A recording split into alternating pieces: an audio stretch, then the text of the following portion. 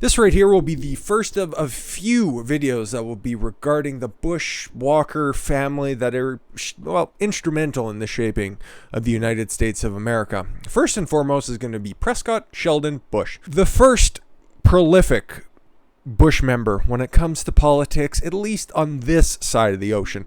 We might potentially look back into the past where you had the slaver Henry Walker over in the UK that ended up bringing a bunch of money over to the United States in order to further the slave trade. And then you had Dorothy Walker, Prescott's mother, being one of the most northern slave owning families in Maryland for whatever reason, descendants of that, and then ended up moving over to Illinois. And we might go back that far, but first and foremost is former Senator Prescott Sheldon Bush. And it's important to start here before we dive into the legacy of HW and W in the subsequent years, because the way that Prescott sets everything up really tells you and really informs you as to the direction that HW would take the country, and then W would eventually just kind of finish it off. But here's a nice brief overview, and I've done a fair amount of investigation into this, and I've been sitting on this for a while, but I figured, hey, now's as good of a time as ever, so we may as well discuss the fact that, Prescott Bush, something that you probably see if you did a little bit of advanced reading on this, he's a bit of a traitor, as reported by this website here, who has done an extensive amount of work writing up this article right here. So the Bush political family dynasty began with Prescott Sheldon Bush Sr., who helped Hitler rise to power. God, that didn't take very long now, did it? Prescott also became the director of the Union Banking Corporation. Oh my God, shut it down, when it was suspected of concealing Nazi gold during the Second World War. Both Prescott's son, George Herbert Walker Bush, and grandson George Walker Bush became the 41st and 43rd presidents of the United States, respectively, who both initiated wars with Iraq and profited companies with Bush family ties, such as Dick Cheney's Halliburton and KBR. George Bush's grandfather, the late U.S. Senator Prescott Bush, a senator from the state of Connecticut, which is where W was also born. So, this entire family is fucking weird. It's important that you know this because you cannot discuss modern politics without the Bush family coming up, mostly because they're so terribly entrenched, but because, they're the only father-son presidential combo, at least right now, barren 2044. No. It's that I just listened to an interview of somebody who was with the State Department during the Trump administration, and one of their major qualifiers in order to get a position within the State Department is if you have ties to the Bush department. And if you answered no to that question, your interview was dead on the vine and your application was disregarded fully. Hence why there is so much apprehension to the name Mike Pompeo. I understand it now a little bit more, but that just shows you that the lingering Bushites out there are major players in the deep state. So anyways, Prescott was a director and shareholder of companies that profited from the involvement with the financial backers of Nazi Germany. His business dealings, which continued until the company's assets were seized in 1942 under the Trading with the Enemy Act, which led to more than 60 years later to the civil action for damages being brought in Germany against the Bush family by two former slave laborers at Auschwitz. Interesting. The evidence has also prompted one former U.S. Nazi war crimes prosecutor to argue that the late senator's actions should be grounds for prosecution for giving aid and comfort to the enemy. Boy, it sure is nice and handy that communism really started to pop up around then in order to run cover for any sort of investigations as to the U.S.'s institutional dealings with the Nazis. Now, isn't that very, very convenient, eh? Very, very convenient. When were the McCarthy hearings? Exactly. The debate over Prescott Bush's behavior has been bubbling under the surface for some time. There has been a steady internet chatter about the Bush and Nazi connection. That was just CNN and all of those fucking hippies out there with their goddamn protest signs calling Bush a Nazi at every single turn. It's like, oh, so you know my family history. Much of it inaccurate and unfair, but the documents, many of which are now declassified, show that even after America had entered the war, and when there was already significant information about the Nazis' plans and policies, he worked for and profited from companies closely involved with the very German businesses that financed Hitler's rise to power. It had also been suggested that the money it made from these dealings helped establish the Bush family fortune and set it up as a political dynasty.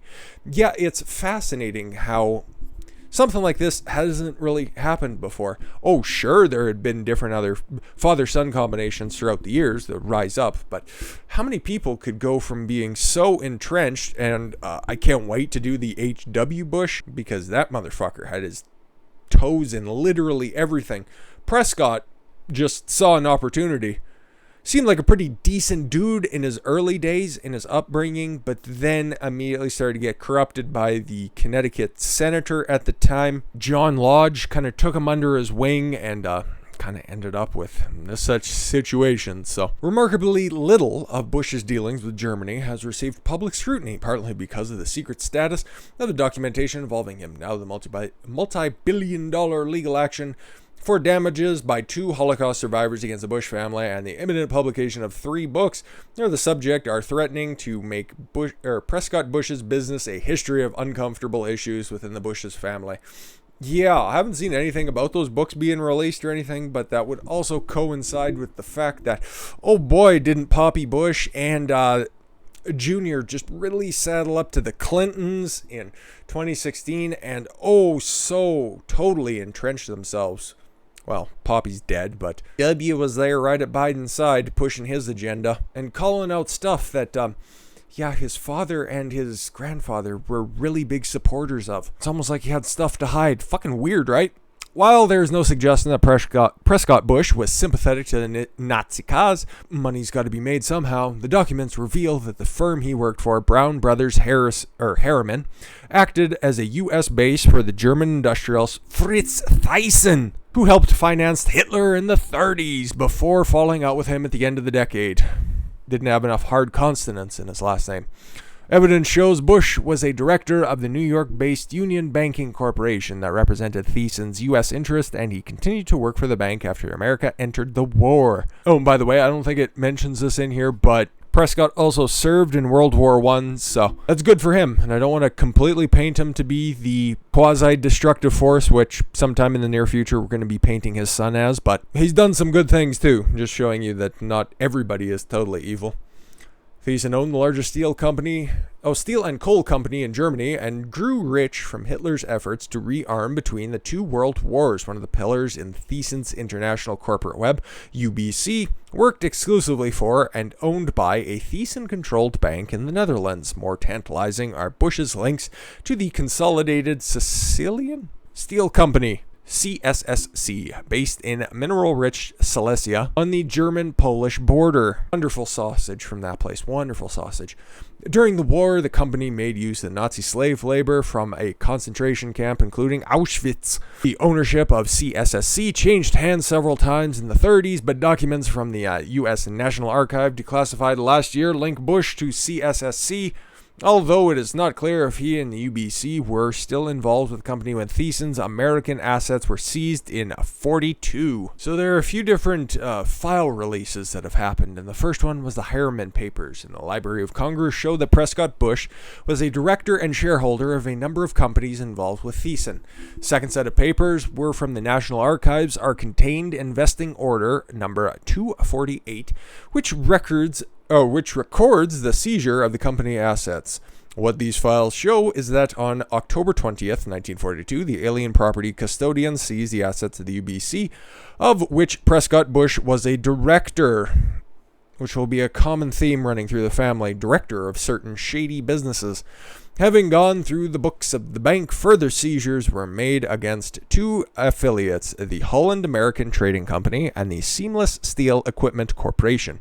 By November, the Silesian American Company, another of Prescott's Bush ventures, had also been seized. Interesting. Third set of documents, also at the National Archives, are contained in the files of I.G. Fairbairn, who was prosecuted for war crimes.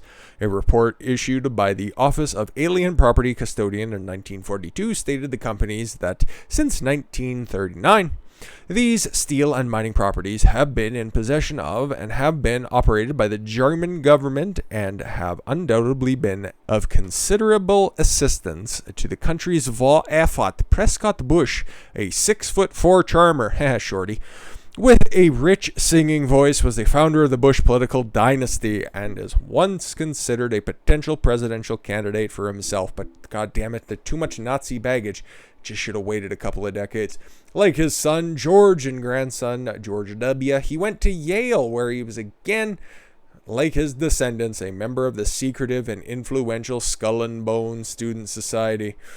And that could potentially be another rabbit hole for another day, but boy, is there a bunch of links between the Skull and Bones Society and presidential candidates themselves. You got HW, you got W, and then you got a Frankenstein-looking motherfucker who W ran up against in 2004, John Kerry, who was also a member of the very secretive society, which we don't really know a whole hell of a lot about. Oh no, guys, it's just kind of like our fraternity, but a bunch of successful people come from that. It's fucking weird. He was an artillery captain in the First World War and married Dorothy Walker, the daughter of George Herbert Walker, in 1921. Yeah, Dorothy Walker, descendant of George Herbert Walker, the famous slaver from the United Kingdom. In 1924, his father-in-law, a well-known St. Louis investment banker, helped him set up a business in New York with Averell Harriman, the wealthy son of railroad magnate E.H. Harriman in New York, who had gone into bank. That would make the rest of those previous setup paragraphs make a hell of a lot more sense as to why is this Harriman guy popping up? Well, he knew and went into business with Averell. One of the first jobs Walker gave Bush was to manage UBC. Bush was a founding member of the bank, and incorporation documents which list him as one of the 7 directors show he owned one share in UBC worth $125 in fucking 24. Jesus, a goddamn Christ. The bank was set up by Harriman and Bush's father-in-law to provide a U.S. bank for the Thesens, Germany's most powerful industrial family. That name is still in circulation right now. One of the major companies I used to supply for in a former life was the Thyssen Krupp group. They were doing a bunch of elevator work in my neck of the woods up here, so that name still lingers powerfully. By the time Fritz Thyssen inherited his business empire in 26, Germany's economic recovery was faltering. After hearing Adolf Hitler speak, Thyssen became mesmerized by the young firebrand. God damn, how many real world, or how many modern day analogies can I draw there, but I'll leave that for everyone to speculate. He joined the Nazi Party in December 31 and admits backing Hitler in his autobiography, I Paid Hitler. Well, it should be a little bit more on the nose. When the National Socialist Party were still a fringe radical party. Yeah, those dastard Nazis, they just really wouldn't give up because I think they lost something like 4 elections before they eventually just got up the gumption to kill everybody in the night of the long knives. And then eventually, just seizing power. Fucking socialists. In 1928, Thyssen had brought the Barlow Palace on Reinerstrasse in Munich. Hitler converted it into the Brown House, the headquarters of the Nazi Party. The money came from another Thyssen overseas institution, the Bank Voorhanden in Schriefpart in Rotterdam. Holy consonants. Those were the ones I was looking for earlier. I'll skip over more of the banking stuff because, we already established that there was a big old connection between Bush, Thyssen, Nazis, care of the UBC, care of his slave-owning father-in-law. Good people. The most tantalizing part of the story remains shrouded in mystery. The connection, if any, between Prescott Bush Thyssen, Consolidated Sicilian Steel Company, and Auschwitz. Thyssen's partner in the United Steel Works had coal mines and steel plants across the region. Was Frederick Flick, another steel magnate who also owned part of IG Farben, the powerful German chemical company. Germans and chemicals. I've got a bad feeling about this. Flick's plants in Poland made heavy use of slave labor from the concentration camps in Poland, according to the New York Times article published in March 18, 1934. Flick owned 2/3 of CSSC, while American interests held the rest. You can kind of deduce who those guys would be. I'm sure going over the rest of these details would be a gas, but let's just skip ahead a bit. 2 Holocaust survivors suing the United States government and the Bush family for a total of $40 billion in compensation. Both claim materially benefited from Auschwitz slave labor during the Second World War. Kurt Julius Goldstein, 87, and Peter Gingold, a lot of gold there, in 85, or he is 85, sorry, began a class action lawsuit in America in 2001, but god damn it, some pesky event in September ended up really overshadowing this whole thing. But the case was thrown out by Judge Rosemary Collier on the grounds that the government cannot be held liable under the principle of state sovereignty. Got it paced to know people in high places. Jan Listman, one of the lawyers of the survivors, said President Bush withdrew President Bill Clinton's signature from the treaty that founded the court not only to protect Americans, but also to protect himself and his family. Yes, gotta look after your dead grandpappy. In addition to Eva Schweitzer's books, 2 other books are about to be published that raise the subject of Prescott Bush's business history. They authored the second book to be published next year, 2019 apparently. John Loftus is a former U.S. attorney who prosecuted Nazi war criminals in the 70s, now living in St. Petersburg, Florida, based, and earning his living for a security commentator for Fox News and ABC Radio. Loftus is working on a novel which uses some of the material he had uncovered on Bush. Loftus stressed that what Prescott Bush was involved in was just what many other Americans and British businessmen were doing at the time. You can't blame Bush for what his grandfather did any more than you can blame Jack Kennedy for what his father did, bought Nazi stocks. But what is important is the cover-up. How it could have gone on so successfully for half a century and does what have implications for us today. What was the mechanism by which Hitler was funded to come to power? What was the mechanism by which the Third Reich's defense industry was rearmed? This was the mechanism by which the Nazis' profits were repatriated back to the American owners. This was the mechanism by which investigators into the financial laundering of the Third Reich were blunted, said Loftus, who is the vice chairman of the Holocaust Museum in St. Petersburg. The Prescott Bush story has been condemned by both conservatives and liberals. It has also been suggested that Prescott Bush had little to do with Averell Harriman and that the two men opposed each other politically. Yeah, but it was the 20s and people were fucking making money hand over fist, so we got the connections there, so you know what, you can go ahead and just hand wave that away, but I think we kind of know the difference here. However, documents with the Harriman papers included a flattering wartime profile of Harriman in the New York Journal-American, and next to it is a letter to the financial editor of the paper from Prescott Bush, congratulating the paper for running the profile. He added that Harriman's performance and the whole attitude has been a source of inspiration and pride to his partner and his friends. Yeah, so now you know. Now you know the connection between the Bush family and just really bad actions across the entire world and the long-lasting effect that has wrought. Okay? And in the next few videos, I don't know when they're going to be. I'm going to have to wait for a slow news day, or we're just going to have to wait until I get burnt out on stuff. And then we can talk about H.W., who probably, for his 4 years in office, oh boy, is that just telling a small part of the story, because as soon as Prescott took office as senator, it was in the time before there was the attachments of senators to public life. The guy was in office from 52 to 63, and other than just kind of establishing his name in public life, he had already done his damage prior to hopping on that bandwagon. So he just set the tracks. This time not to camps, but instead he flushed out that railroad for his boy, Herbert Walker, to really fuck things up, both in the CIA and in the White House. And with that said, I thank you all very much for the gift of your time. I've been Don Consuelo. I want you to follow your gut and get after it. Take care, everyone.